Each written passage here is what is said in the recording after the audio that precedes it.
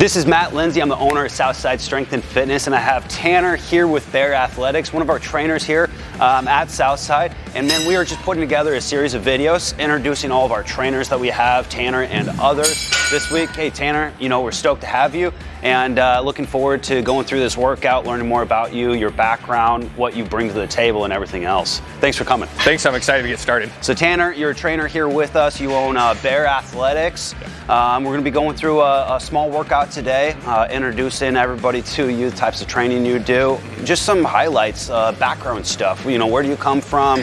What's your experience? Stuff like that. So I started off as a hockey player for a long time. So I spent about 20 years playing hockey. So I spent the last 10 years coaching. Okay. I've got a couple high-level youth teams that I've been coaching for, like I said, about 10 years now, and then switching over into kind of the PT prehab realm, so injury prevention, things like that. So I've got a little more background on specifically the chiropractic PT rehab side, and then transitioning it over into my practice where I've been running Bear Athletics for about 3 years now. Okay. Yeah. Okay. Now you're going to take us through a small workout today. Obviously, programs, workouts are all going to be different for the clients, especially, what their goal is, what they're focused on. Yeah. But I know you do a lot of mobility.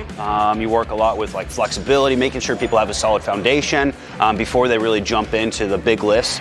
You don't really focus on, the big lifts, if you will. You're more focused on longevity, right? Yeah, exactly. So looking at wellness as a whole, there's a practice of creating a foundation for all the movements that you're trying to do. So, not to say that I don't go into some of the bigger compound lifts, but what I look to do is create a foundation, create a practice where you can go back and self-correct and then develop through that. So, my entire kind of chain of progression for people starts off with a good wellness foundation. So, getting us strong, getting us mobile, getting us functional, progressing into some of the bigger lifts, looking at powerlifting concepts, introducing deadlift, squat, bench press, those things as a big building block inside that, but with a foundation of wellness laid underneath that.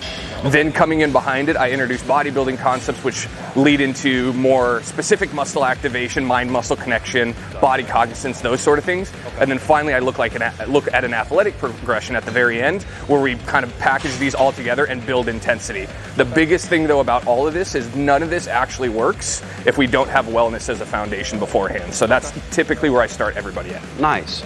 Well, you mentioned deadlift. We got a deadlift platform right here. Yep. We're going to jump into doing some lifts here. So let's get this loaded up and ready to go.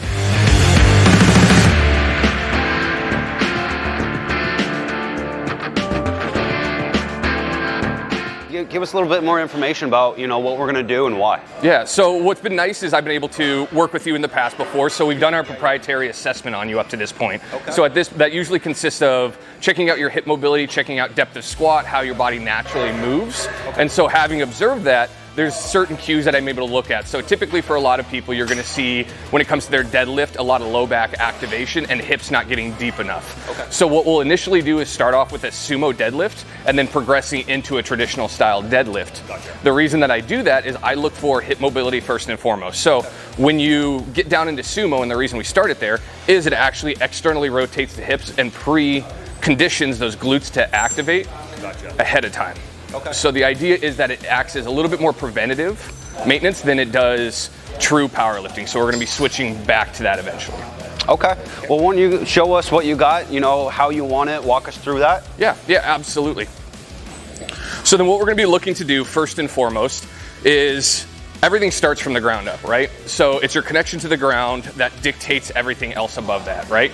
So first thing I want you to do is look for good foot positioning, right? So as you approach the bar, that bar can move wherever it needs to. The biggest thing is making sure that we're comfortable where we're at, and then we dictate our will upon the bar, that positioning. So first and foremost, I find a good solid stance just outside shoulder width. When I look for a sumo stance, you see a lot of guys exaggerate what's going on with their hips or what's going on with their stance. They'll try to get real wide. The problem is you lose power, you lose range of motion in that. You don't have as much travel. So what I look for is just outside shoulder width. I'll actually have my clients cue on their hip angle, right? So whatever feels pretty natural to them is typically their proper hip angle. From there, I go from my hips down to my knees, down to my toes. So when I squat, I look to see if my knees are trending towards my toes and everything is in alignment. So it creates a nice open position, and if you actually look at your hip from the side, you're actually able to see that external rotation like we're talking about and that pre-flex of the glute, right? From there, it's a lot easier to isolate the low back now that we have a lever point. So first step is a good stance. Next piece is get the bar to where we want it to, right? I'm not even loaded up, not even tense yet, and I'm already deciding this is how I'm gonna set up and this is where I'm gonna position from, okay? So the next piece is getting solid. Hands go directly under shoulders right here, then you flatten out your shoulder blades, okay? As we do this, we're gonna sit back and we're gonna pre-tighten. A lot of guys have a bad habit of jumping directly into a lift and ripping up on the bar. So what you'll hear is that actual shake and that clang from the bar. That's slack still inside the bar. If you try to, imagine if you were to rip up on something and it jars against you, right? It's gonna take you out of your form. It's gonna be pretty hard on your body, pretty hard on the posterior chain. So what we wanna do is almost precondition ourselves to, as we grip the bar and as we settle, we're gonna neutralize that spine and make sure it's nice and flat on the way up. So first things first, get the good stance, hands to bar, hips go down. I'm actually gonna brace against it. So you're gonna see a big inhale and I'm gonna drive up through the glutes. So here, activate, lock out the hips. If you notice, I'm not in overextension at the top. I'm staying nice and neutral and stacked. When I go back down, all you do is reverse the pattern. So the first thing that happens is hips go back, squat right back down. I'll do 3 of them real quick.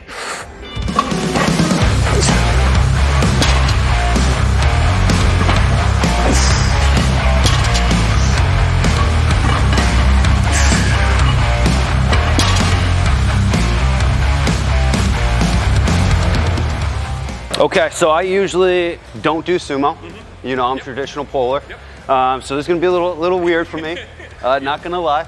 But walk me through. So I'm gonna be, you said legs out. I'm gonna pull this up, just like this. Shoulders down, just like that. Yep, so we're actually gonna have you hinge back forward and we're gonna have you restart. The great part about you, Matt, is you're super, super strong. So I'm gonna have you stand up first. Okay. The first thing that most lifters are going to be leaning towards is the areas that they're most strong. So for you, your low back is really overdeveloped. Okay. So you've got a great strong core and you're very stable. So you have the ability to pick this up, right? Yeah. The biggest thing that I run into with clients is this concept of failure. Not a lot of athletes like to fail. Gotcha. Failure does not mean we can't lift the weight. What failure means is we can no longer lift the weight with effective form or with the desired task at hand. So using other groups when you should be using another. Exactly, exactly. So what we're gonna look to do is first slow it down just a little bit. Patience is the name of the game, okay? I'm not that So what we're gonna have you do is treat yourself almost like an elevator, okay? You have counterbalance on one side. If you were to cut that counterbalance, you were to drop down and you would snap back, right? So what we're looking to is when you lower in, we want that compression rate to be the exact same. So when you go down to get ready and you load up, I want you to feel like you're pulling yourself to the ground and pre-tightening before you even start to fire. So as soon as those hips drop, I want you to push knees out, flex glutes, create that tension. Nice flat back. We're gonna have you drop your chin to about 5 feet ahead of you. That's your spinal angle that you should always be at through the entire move. So first things first, push knees out, flex glutes, pull up with glutes, go ahead and drive up. Head down, good. Hinge, back to forward, and back down, good. Keep eyes down in front of you the entire time. Do not lift head up. Good. Push knees out, hands. Good. Last one, perfect. And set, good.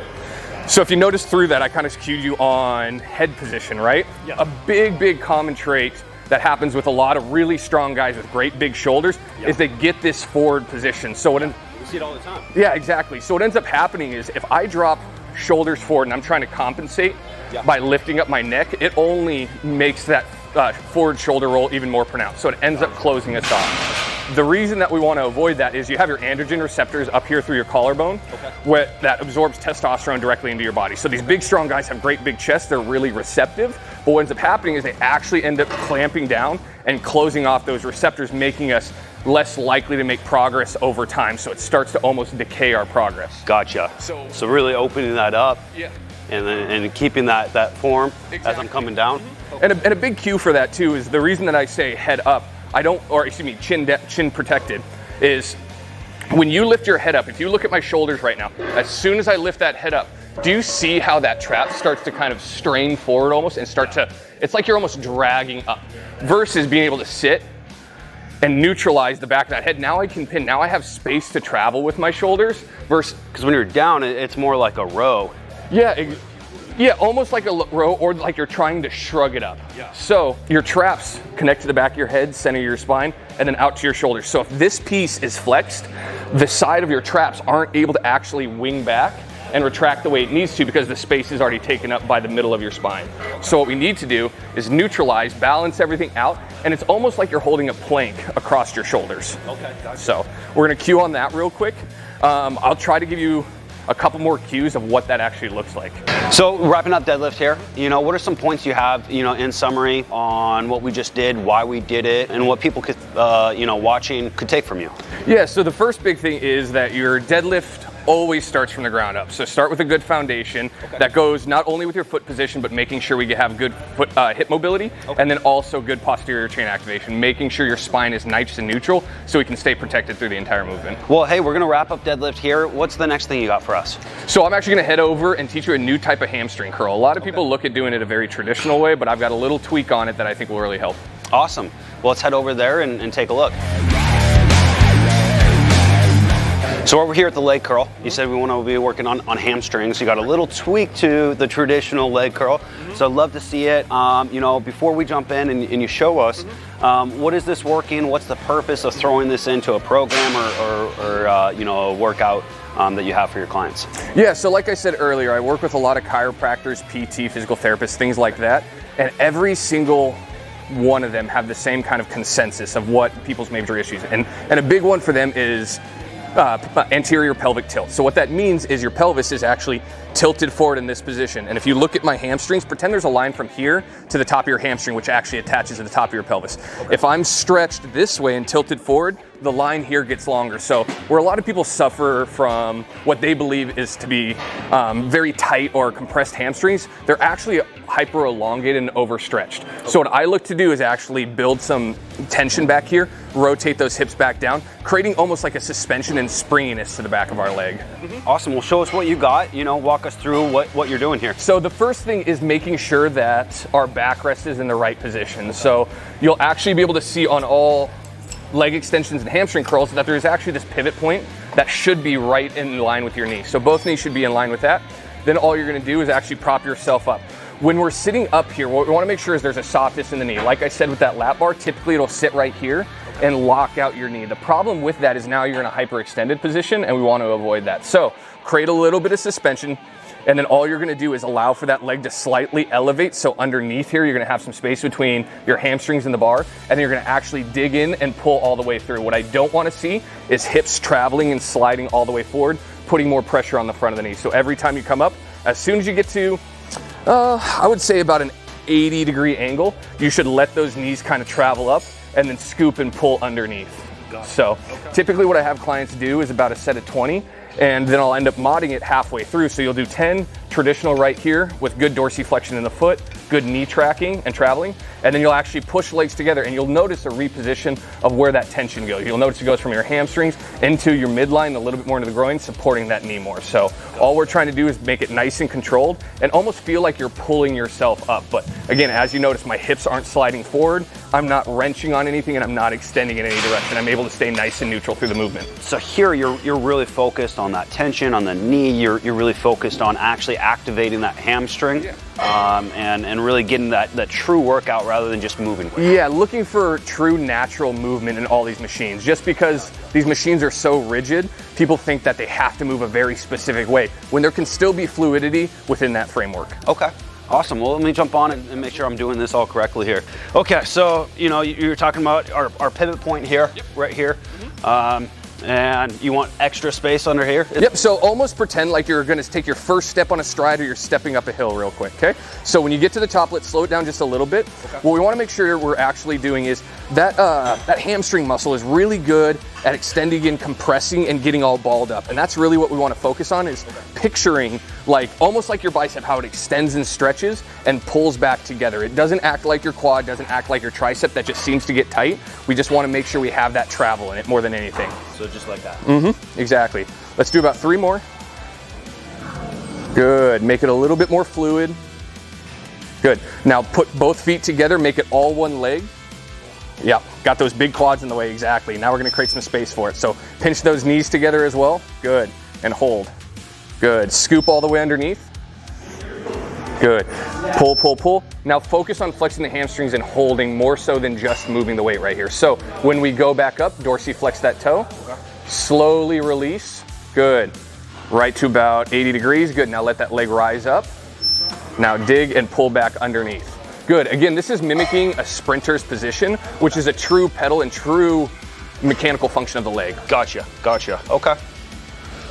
Man, just tweaking a couple little things there really changes the whole movement, you know, where I'm engaging. So, man, I might even start throwing this into my stuff. The last piece of this is posterior chain correction. So a big thing is we worked on low back, we worked on hips. So we talk a lot about posterior chain. What are you meaning by that? So posterior chain is that chain of muscles that actually attaches to your posterior. Weird.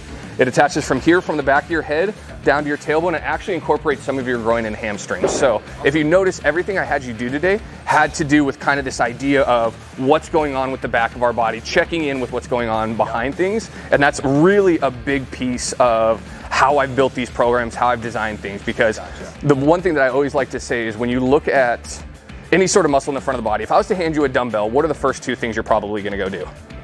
Curls or rows. Exactly. So for the most part, it's mostly contraction, mostly squeezing and things like that. There's nothing that we're typically doing that we're going to find our body goes into this very neutral position, which is what I'm trying to promote. Awesome. Well, let's head over there and check it out.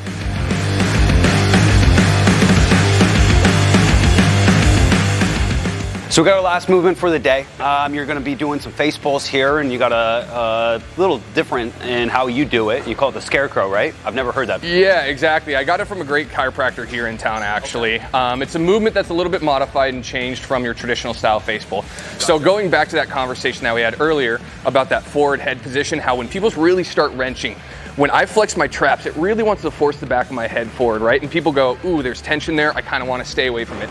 But recognizing the difference between tension and pain, right? So tension is this sense of strain, kind of that grittiness, and that's what we're looking for. What we don't want is massive amounts of discomfort causing actual problems. So what we want to do is when we reframe ourselves, we want to be able to pull the back of our head back and actually keep our spine nice and aligned. Gotcha. That will force those muscles in our neck to activate and start competing with the rest of our shoulders, so we don't end up forward and rolled back over.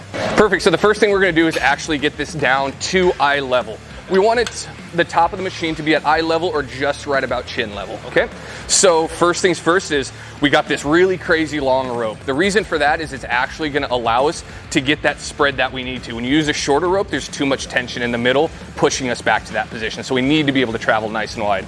Next thing, typically I'm working with about 20 pounds. This is gonna be a high repetition exercise, so it's gonna be a little bit outside of your normal construct. Okay. So when I do these, I shoot for anywhere from 30 to 50 reps for most of my clients. When we start off, it's only gonna be about 10 to 15 because there is such a high fatigue ratio for this. Okay. So first things first, you take a big step back, make sure there's suspension. So if you notice, the weight is actually elevated off the stack itself. Yep. So I'm starting off under bearing weight, okay?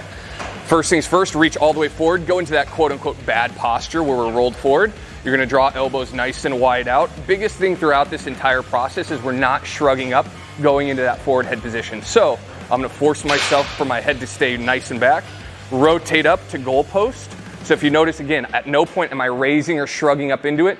At each step, disengaging shoulders, dropping them, rotating forward, and then extending back forward. And that's all the repetition is. The biggest thing is, like I said, it's a high fatigue movement. So what ends up happening is that a lot of times people start wrenching, or when they roll back forward, their shoulders will actually dive on them. So dropping, depressing the shoulders, making sure the traps stay nice and soft, because this is truly a scapular and rotator cuff exercise. So that's where we want to keep it.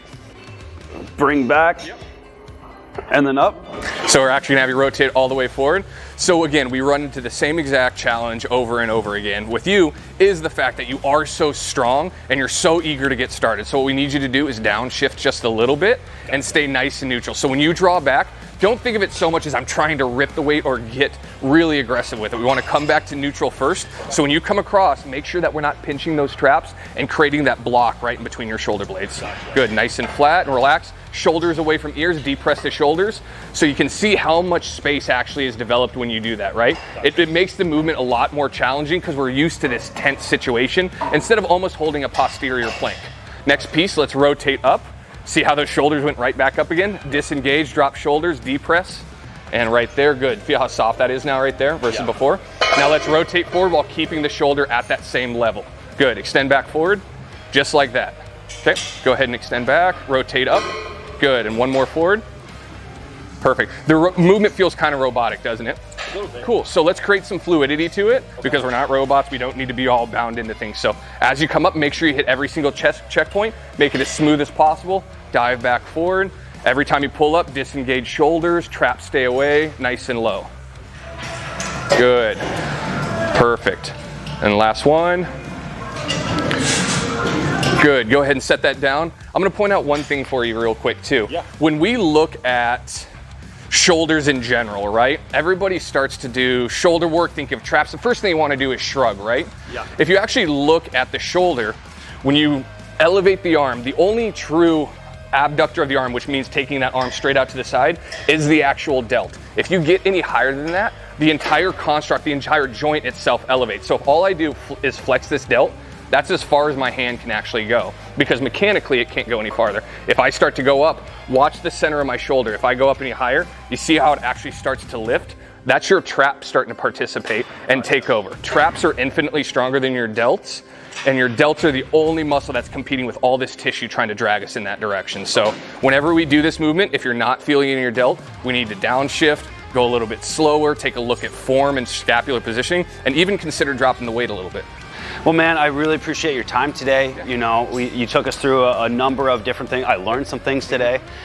So is there anything else that you want, you know, the general public to know about you as a trainer and your company as we wrap this up? Yeah, I think the biggest thing and one of the biggest challenges that 90% of people walk into the gym, they think that when you come into a traditional style training, which there is a place for, don't get me wrong, is trainers are going to stand there, we're just going to stand there and count your reps and kind of just go 1, 2, 3, 4, okay, on to the next thing. The one thing that I encourage for all my clients is to develop this concept of body cognizance. So if you notice today, everything was very detail oriented. It required you giving me a lot of feedback into what's going on. I've got this kind of phrase that if I get hit by a bus tomorrow, my clients are still going to know what to do. So what that means is you're able to self-assess, self-correct, and then when you need to go use those tools, say you go into a doctor's office, you can have a discussion more than just, hey doc, my neck hurts. You can actually communicate what does it feel like, what's going on back there, to have a better communication process. And I love that, it's just that education component. You know, I see you here putting a lot of extra time and energy and conversations into clients. You know, you're not just the guy who comes in and, hey, we're watching the clock and then you're out of here. Like, you actually care about their well-being, and you know, everybody in the gym can tell. So it's awesome to see that. Thanks, I appreciate that. And I look to be a resource in the long term. You know, I'm a 5th generation Alaskan, which is a big deal for a lot of us. But what I focus on is the fact that we are a community, right? So even when clients are done with me, or even clients that don't sign with me, I think it's totally fine if they reach out to me, if they shoot me a DM or a phone call. I'm just here to help as best I can. That's awesome, man. Well, as we wrap up, where can people find you? I know here in the gym, you're here like 24/7. So they can actually reach out to me at bearathletic.com. It's got my website, it's got a ton of my information. If you're gonna go there, actually just hop into the contact us form and go ahead and send me a little link and I'll be able to reach out to you directly. Or if you've got just some more informal questions, go ahead and reach out to us on Instagram at bearathletics. Awesome. Hey, thanks so much for your time, man. Thanks, I appreciate it.